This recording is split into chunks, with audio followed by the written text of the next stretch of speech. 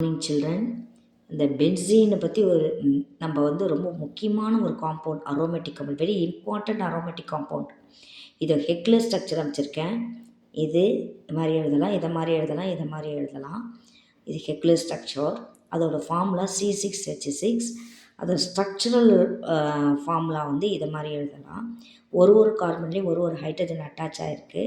So இதுலேருந்து பென்சீனோட formula C6H6.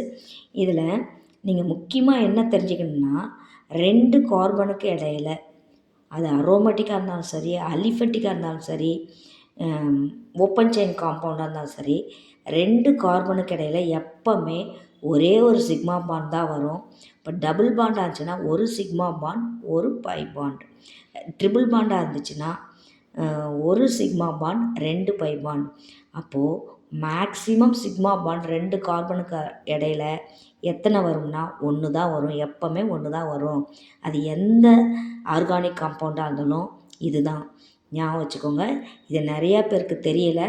Group 2 எக்ஸாமில் இதை பேஸ் பண்ணி ஒரு கொஷின் கேட்டிருந்தாங்க.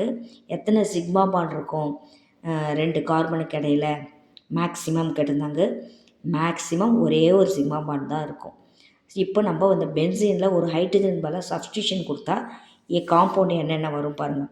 OH கொடுத்தா ஃபீனால், CH3 கொடுத்தா டொலியின், OCH3 கொடுத்தா அனிசோல், NH2 கொடுத்தா அனிலின், CHO கொடுத்தா பென்சால்டிகைடு, COOH கொடுத்தா பென்சாயிக் ஆசிட்.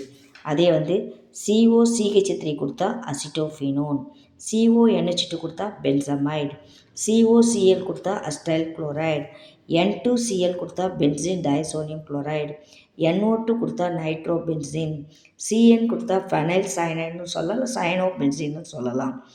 அடுத்து COOCH3 கொடுத்தா ஃபெனைல் அசிட்டேட், COOC6H5 கொடுத்தா ஃபெனைல் பென்சோயேட். இன்னும் நிறையா இருக்குது பிள்ளைங்களா. நான் உங்களுக்கு ஞாபகம் வச்சுக்கோங்க, எப்போவுமே ஞாபகம் வச்சுக்கோங்க. நீங்கள் இந்த எழுதி, நான் இப்போ போட்டிருக்கிறத எழுதி ஒரு இடத்துல நல்லா விசிபிளாக இருக்கிற இடத்துல ஒட்டிடுங்க. டெய்லி பாருங்கள். +2ல் என்னென்ன காம்பவுண்ட்ஸ் வருதோ அதை தான் நான் எழுதியிருக்கிறேன்.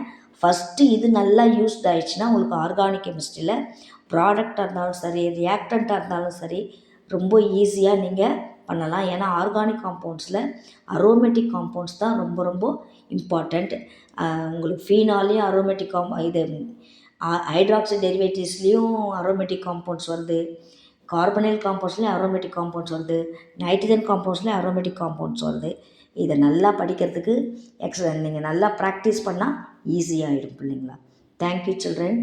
லைக் பண்ணுங்கள், ஷேர் பண்ணுங்கள், சப்ஸ்கிரைப் பண்ணுங்கள்.